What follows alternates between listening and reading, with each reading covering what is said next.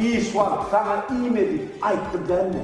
Tüşürük ayıttım o. Tüşürük. Yok benimle la arayama, mağda diyen. Yani mağda. Pavdine ama gel, sen oturun, tüşürük. Mağda da sormalı mı sormalı? Sana da sormalı. Otur, yemu önümüze gel. Dur, ne söyleyeceğim Badram? Ne diye? Kim diye o? Ben sana diye, ne o diye, ne var o? Yani. Gel bas. Vay. Bas, dur be ya. Yaman sana da ne kadar bir mahkama dinlesin ya. O kadar. Benim tek kitabı var benim kitabı. Ne yapıyorsun gördün mü? Giderdim da ne? Ben kitabı üniversitelik gitti. Senin gitme la.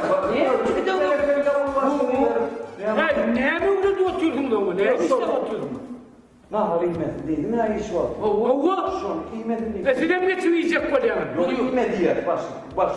Bak doğru yani. Ben kahar getirmem, ben kahar getirmem. İsteyecek mi iste, isteyecekler mi isteme. Vay.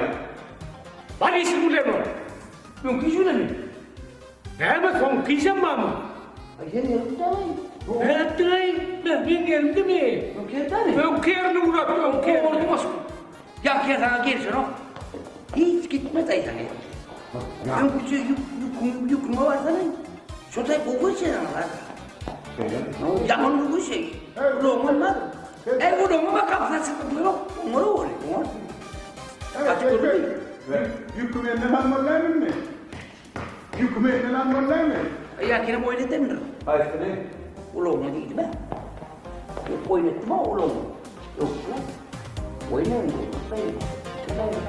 Oynattım. Masada da çekmeden bak. Hadi bunu bununla gel. O oynattın ha? Var mı kırıklarına bu? Onu Allah'larla oynatma. Oynatma. Evet. Gelin saparda iyi de böyle.